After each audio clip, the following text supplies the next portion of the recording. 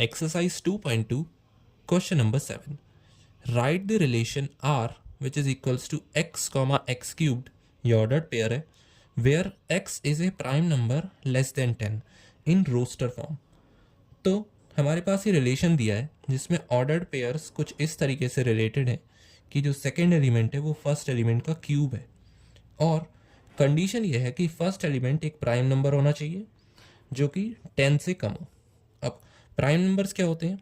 वो सारे natural numbers 1 2 3 4 5 6 7 8 and 9, क्योंकि यहाँ पे लेस देन 10 दिया है.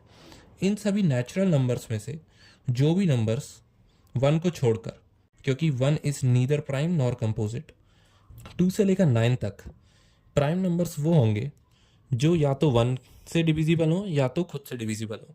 कोई और अदर नंबर से वो डिविजिबल नहीं होने चाहिए. तो 2 एक प्राइम नंबर है, 3 भी एक प्राइम नंबर है, 4 एक प्राइम नंबर नहीं है क्योंकि 4 1 और 2 दोनों से डिविजिबल है. 5 भी एक प्राइम नंबर है, 6 एक प्राइम नंबर नहीं है क्योंकि 6 1 2 और 3 तीन नंबर से डिविजिबल है. 7 भी एक प्राइम नंबर है, 8 प्राइम नंबर नहीं है क्योंकि वो भी अगेन 2 से डिविजिबल है और 4 से भी, और 9 भी एक प्राइम नंबर नहीं है क्योंकि वो 1 और 3 दोनों से डिविजिबल है. देयरफॉर हमारे पास x की पॉसिबल वैल्यूज़ हैं 2 3 5 एंड 7. तो x की ये पॉसिबल वैल्यूज़ हैं जो फर्स्ट एलिमेंट बन सकती हैं हमारे ऑर्डर्ड पेयर का. तो यही हमारे सेट की डोमेन भी हो जाएगी. तो डोमेन हमारे सेट की ये हो गई. अब हमें इस रिलेशन को रोस्टर फॉर्म में लिखना है. So r would be equal to पहला ordered pair x comma x cubed.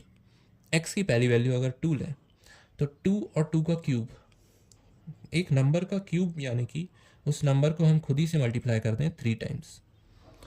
तो 2 का क्यूब क्या हो जाएगा? 2 multiplied by 2 multiplied by 2. So 2 2s are 4 and 4 2s are 8. तो 2 का क्यूब इज 8. नाउ 3, x की वैल्यू को 3 रखें तो हमें चाहिए 3 का क्यूब. 3 का cube would be 3 into 3 into 3. 3 3s are 9, 9 3s are 27. So 3 comma 27, ये दूसरा ऑर्डर पेयर हो गया. अब x की थर्ड वैल्यू विच इज़ 5. 5 का cube, 5 cube is 5 into 5 into 5. So 5 5s are 25 multiplied by 5. So 5 5s are 25, 5 2 and 5 2s are 10, which is 12. तो 125. Now 7 का cube, 7 into 7 into 7. 7 7s are 49 multiplied by 7. 7 9s are 63, 6. 7 4s are 28 and 6 is 34. So 343. तो ये है हमारा relation in the roster form, और इसे हमने find किया है by the set builder form.